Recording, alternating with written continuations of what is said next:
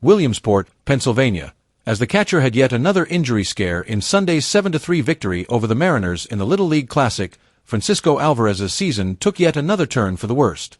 After hurting his right thumb on a head-first slide into second in the bottom of the seventh, Álvarez was pulled before the eighth inning. According to manager Carlos Mendoza, he will return to New York on Monday to have an MRI on his thumb. After being examined by trainers, he played the first part of the game until Luis Torrens took his place to begin the eighth. The manager remarked, "We have no idea what we're dealing with." Mendoza didn't want to take the chance, but Álvarez wanted to play catch-in between innings to see if he could stay in the game. This is concerning because of Álvarez's history of hand and wrist ailments. "I won't lie. Even if it's the third time," Mendoza declared, "I won't sit here and speculate."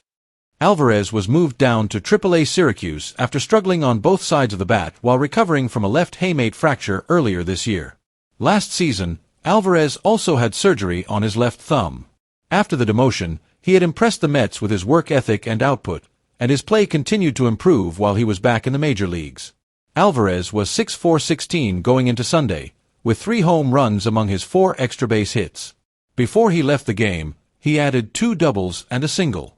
Prior to getting called up to make his major league debut with the Mets on Saturday at Citi Field, Nolan McLean spent the first few days of his career at AAA Syracuse. On his second day as a major leaguer, he traveled with the team to the Little League Classic. Before the Mets' Sunday night game against the Mariners, McLean remarked, "It was a crazy turn of events for me. I kind of can't believe it, from being in Rochester with Syracuse to Citi Field to now Williamsport." McLean pitched 5 perfect innings in Saturday's victory in Queens, giving the struggling Mets rotation a much-needed boost. "I was surprised by the Gatorade bath after I left the game and after it was over," McLean said. "For me, hearing the crowd was unreal. It was particularly memorable because it was the largest audience I had ever performed for."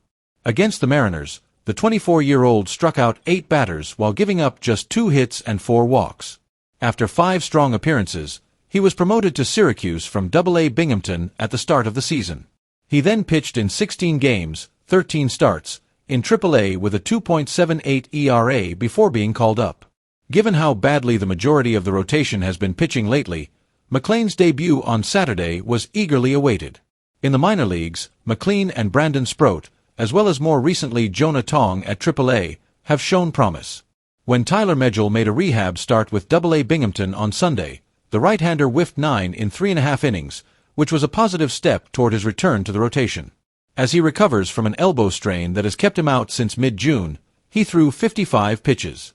Ryan Helsley pitched a scoreless 8th inning after being scored upon in his last 4 appearances, 7 runs, 5 earned, in 2 superscript 1/3 innings.